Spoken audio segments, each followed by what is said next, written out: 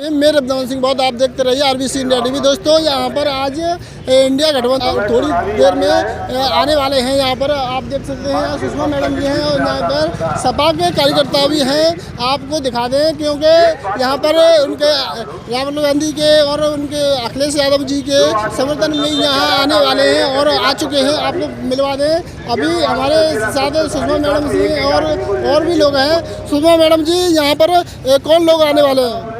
यहाँ पर राहुल गांधी जी आ रहे हैं, उनके स्वागत के लिए यहाँ पर सभी लोग आए हुए हैं। तो कितने पैदल यात्रा जोड़ो यात्रा चल रही है, वही चल रही है ना? हाँ, न्याय यात्रा। अब फिर मिलवाएंगे दोस्तों। यहाँ पर सपा के भी कार्यकर्ता हैं, यहाँ पर आपको मिलवा दें क्योंकि यहाँ पर उनके स्वागत में और उनके बहुत जोरों से स्वागत होगा। आप देख सकते हैं राहुल गांधी पैदल यात्रा अलीगढ़ से उनका आगमन लग रहा है, तो आपसे मिलवाएंगे।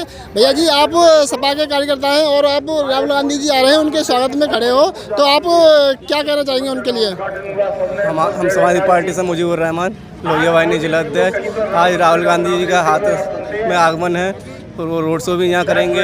हमारे राष्ट्रीय अध्यक्ष माननीय अखिलेश यादव जी के आह्वान पर उनका गठबंधन हो चुका है हमारा, तो हम गठबंधन में उनके स्वागत के लिए खड़े हुए हैं।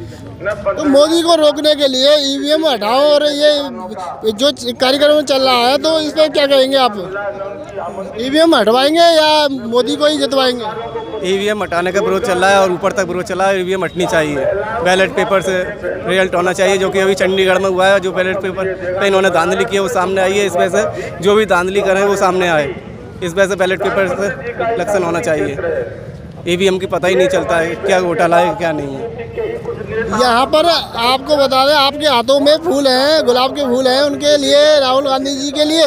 जी राहुल गांधी जी के लिए हमारी पार्टी ने आगे आदेश दिया है। सभी हम समाजवादी कार्यकर्ता सब एकजुट होकर उनके वेलकम के लिए, उनके स्वागत के लिए तैयार है। बहुत जोरों शोरों से स्वागत है आतश के अंदर। ऐसा लगता है आप राहुल गांधी से बहुत मोहब्बत करते हो। जी हम उनको अपना जो प्रधानमंत्री देखना चाहते हैं, उनको जो और बहुत अच्छी शुभकामना उनके लिए देना चाहते हैं। आप राहुल गांधी के इंडिया गठबंधन है उनको वोट करेंगे क्या? जो सपोर्ट करेंगे, जो हमारे लिए मदद करेगा, महंगाई कमती करेगा, हम उसके लिए सपोर्ट करेंगे। मोदी जी को क्यों नहीं करेंगे? मोदी जी सपोर्ट करेंगे। मेहनत गरीब आदमी को चाहिए, सिलेंडर चाहिए, मद्दा चाहिए, अनाज चाहिए, खाने पीने चाहिए, वो बंटवारा होनी चाहिए। कि जैसे आदमी के फ्री में बांट रहा है, फ्री का नहीं चाहिए हमें। मोदी जी तो बहुत कुछ कर रहे हैं, बताओ क्या मोदी कर रहे हैं? जी तो सब कुछ कर रहे हैं, हम भी तो कुछ कर रहे हैं। हम भी कुछ मेहनत कर रहे हैं, खूब हम भी कुछ कर रहे हैं। ये तो बात गलत कर रहे हैं। मोदी जी योगी जी तो बहुत ज्यादा कुछ कर रहे हैं, सब कुछ कर रहे हैं। आज नीचे आदमी नीचे आया है तो हर आदमी करता ही है, कौन सा नहीं करता है, सब करते हैं।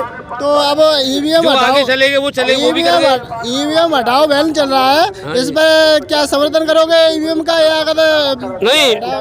बैलेट पेपर पे हम समर्थन करें, ईवीएम का समर्थन नहीं करते हैं। अगर हिम्मत है किसी में तो बैलेट पेपर पे वोट करके दिखाए, जब हम जानेंगे हाँ साहब हिंदुस्तान।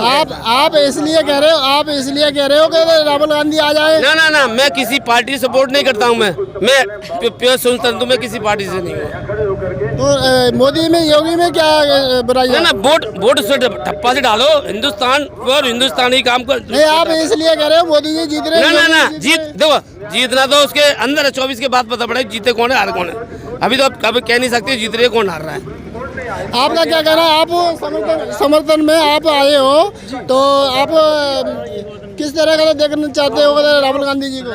राहुल गांधी जी को हम प्रधानमंत्री के तौर पे देखना चाहते हैं और हम ये चाहते हैं ये बहुत अच्छे नेता हैं, क्योंकि ये शुरू से 70 साल से और आज तक कांग्रेस जो गरीबों के हित में कार्य कर रही है, ऐसा आज तक कोई नेता नहीं है।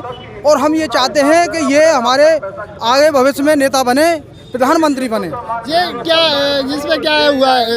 ये ऐसा है कि जो राहुल गांधी जी यहाँ पे आ रहे हैं, हम ईवीएम के चक्कर में यहाँ पे खड़े हुए हैं सभी लोग, और सभी समाज के लोग जुड़े हुए हैं। भारत जोड़ो यात्रा चल रही है गांधी जी की, तो हम ये चाहते हैं ईवीएम बैन होनी चाहिए और भारत को एक नया नेता मिलना चाहिए। युवा क्यों बैन होना चाहिए? क्यों बैन होना चाहिए? क्योंकि जो बीजेपी सरकार कर रही है वो अपने तानाशाही मनमानी जो कर रही है, गरीबों का अहित कर रही है। क्या गरीबों का हित में नहीं कर रही है? गरीबों का अहित ये हो रहा है कि कोई भी चीज़ सस्ती नहीं है और आदमी कह नहीं सकता है, मरने की कगार पे है। खाना टाइम से नहीं मिल रहा, रोजगार टाइम से नहीं मिल रहा है, शिक्षा टाइम से नहीं मिल रही है, स्वास्थ्य टाइम से नहीं मिल रहा है। किसको शिक्षा नहीं मिलेगी? किसी को भी नहीं मिल रही है भारत में, आप जाके देखिए। ये इतने बड़े कॉलेज है, कॉलेज है, इसमें क्या है? क्या चीज़? ये कॉलेज बनवा रहे हैं और लोग कॉलेज है जिसमें बच्चे पढ़ रहे ये हैं। कॉलेज जो बनवाए जा रहे हैं वो जो धन्ना सेठ है, पैसे वाले लोग हैं, उनके लिए कॉलेज बनवाए जा रहे हैं। गरीब आदमी के लिए कोई भी कॉलेज नहीं है। आपका क्या कहना भैया जी? मेरा जो उद्देश्य है, आज देश के अंदर लोकतंत्र नहीं लूटतंत्र है, इसलिए ईवीएम का षड्यंत्र है। मैं जानना चाहता हूं कि ईवीएम इसलिए फेल है क्योंकि एक बार बटन दबाने पर भी कई बार वोट जाते हैं। वीवीपैट मशीन इसलिए फेल है, बटन दबाओ किसी का, पर्ची निकलती है किसी और की। बैलेट पेपर का भी मैं विरोध करता हूँ। बैलेट पेपर इसलिए फेल है, एक दबंग आदमी सेटिंग से पूरे डिब्बे को भर सकता है।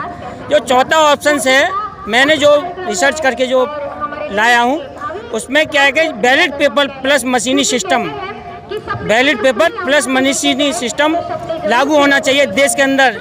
इस चीज़ पर विचार करना चाहिए लोगों को। आपको क्या लगता है उसमें गड़बड़ी नहीं होगी? उसमें गड़बड़ी नहीं हो सकती। क्या दावे से कह सकते हो? गारंटी दावे के साथ कह सकता हूँ कि ना तो डबल वोट पड़ेगा ना वोट की चोरी होगी। क्यों? बीजेपी के सभी कार्यकर्ता है, बताओ इसमें तुम क्या कर लोगे? है क्या कर लोगे तुम? मैं पूरी डिटेल बताता हूँ। आज जो ईवीएम का मुद्दा बना हुआ है वो है भ्रष्टाचार का। आज उद्योगपतियों की सरकार है, वो 1 रुपए की चीज़ को 2 रुपए में बेच रहे हैं, 5 रुपए में बेच रहे हैं। वो तो भाग लेंगे नहीं और ना ही ले रहे हैं। राइट, नेताओं की बात, नेता लोग ईवीएम का भ्रष्टाचार में लिप्त होते हैं, इसलिए वो भी विरोध नहीं कर रहे। आपका क्या कहना है? राहुल गांधी यहाँ पर बंदरगढ़ी पार्क में आ रहे हैं, अभी पैदल यात्रा निकल रही है जो भारत के अंदर, यूपी के अंदर। अब इस पर क्या कहना है आपका?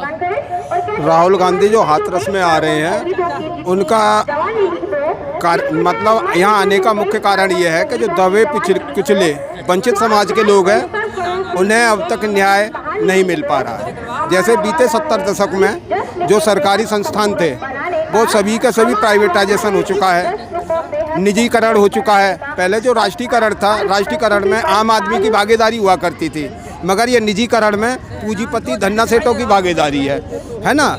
और कहना चाहिए बहुजन महापुरुषों ने जो हमको 4 बल दिए थे, 4 बल जो दिए थे बहुजन महापुरुषों ने, उनमें यह था कि चारों बल के माध्यम से जिस कौम को, जिस समाज को, जिस देश को अगर गुलाम बनाना हो तो उनसे ये 4 बल छीन लो। और 4 बल ये मोदी सरकार हमसे छीनना चाह रही है। 4 बल कौन से हैं? 4 बल मैं बता देता हूँ। सबसे पहले आपका बुद्धि बल। बुद्धि बल को आज ये लोग शिक्षा बल जिसे कहते हैं, ज्ञान बल कहते हैं, उसको ये लोग छीनना चाहते हैं। ठीक है, इसीलिए प्राइवेटाइजेशन के माध्यम से इन्होंने शिक्षा इतनी महंगी कर दी है कि 85% जो बहुजन समाज के लोग हैं वो आज शिक्षा से वंचित हो जाएंगे। समझ लो, प्राइवेटाइजेशन शिक्षा का निजीकरण कर दिया इन लोगों ने। उसके बाद में दूसरा बल होता है, वो होता है आपका बाहुबल, जनबल। जो जनता के द्वारा चुने हुए प्रतिनिधि है, वो कहना चाहिए आज ईवीएम के माध्यम से इन्होंने लूटतंत्र कर लिया है, लूटतंत्र बना लिया ईवीएम के माध्यम से। अब के ये कहते हैं कि अब की बार 400 पार। भाई 400 पार कैसे है? जो कहना चाहिए राजस्थान का चुनाव ले लो, राजस्थान के चुनाव में जो यानी बसपा का प्रत्याशी था, जो कहते हैं वो करते हैं भैया, वो करते हैं ना। तो यही है, एक तो आपका ये बाहुबल जनबल जो है, इस पर इनका डाका है। तीसरा है कि ये समाज का जो वंचित समाज के लोग हैं, 85% बहुजन समाज के लोग हैं, उनका मनोबल तोड़ने का काम कर रहे हैं। और तीसरा जो है कि अपनी जो ये कहना चाहिए कि एक मनोबल के बाद में जो आपका होता है कि जो सांस्कृतिक बल होता है, सांस्कृतिक बल में ये इन्होंने इतना कर दिया है कि हम एक दूसरे के कल्चर से आगे बढ़ते थे, बढ़ाते थे, बचते थे, उस पर इन्होंने ऐसा डाका डाल दिया है कि ये हिंदू मुस्लिम का राग अलापते हैं और सत्ता सुख भोगते हैं। आपको क्या लगता है फिर दोबारा से नहीं आएगी बीजेपी? हो सकता है, अगर हम लोग जो बीजेपी को हराए, और उसे अगर सपोर्ट करें, उसे अगर वोट दें, तो स्वाभाविक है ये लोग सत्ता में नहीं होंगे। कौन हराएगा बीजेपी को? इंडिया गठबंधन बनाम ये आपका राष्ट्र, उधर एनडीए गठबंधन भी तो एनडीए गठबंधन है ना। एनडीए गठबंधन को अगर बीट करना है तो हमें इंडिया गठबंधन के जो लोग हैं उन्हें सपोर्ट करना होगा। ठीक है ना। अब सपोर्ट करना होगा, ये आदमी को अपनी मेंटेलिटी बदलनी होगी। सपोज करो अगर बहन जी है, बहुजन समाज का नेतृत्व करती है, अगर वो इस गठबंधन में शामिल नहीं होती तो मात्र उनके पास अब 10% वोट है। समझ रहे हैं आप? अगर 10% वोट है, अगर ये 10% वोट है तो स्वाभाविक है अगर वो अकेले चुनाव लड़ती है और हम लोग बसपा को वोट करेंगे तो स्वाभाविक है जो 10% वोट वो बीजेपी को फायदा पहुंचाएगा। तो हमें ये राय बना लेनी है कि जो मतलब कहना चाहिए एनडीए गठबंधन को हराएगा, उसे हम सपोर्ट करेंगे, प्रत्याशी कैसा भी हो। क्योंकि अगर हम कहते हैं कि आज सरकार एनडीए की भी आ जाए तो कम से कम विपक्ष इतना मजबूत आ जाए कि ये जितने भी अलोकतांत्रिक कार्य कर रहे हैं ये कार्य न करने पाए। ठीक है, आपका क्या कहना है? आप राहुल गांधी जी की जो आपका एजेंडा है बंद होना चाहिए, क्योंकि जो वोटों का गान में लेकर रहे हैं और जनता परेशान है इससे। आप कहाँ से आए हो? कहाँ से आए हो आप? मैं तो यहीं रहता हूँ, मंडी के पास रहता हूँ मैं। हाँ, मैं डॉक्टर हूँ मैं। आपके हाथ में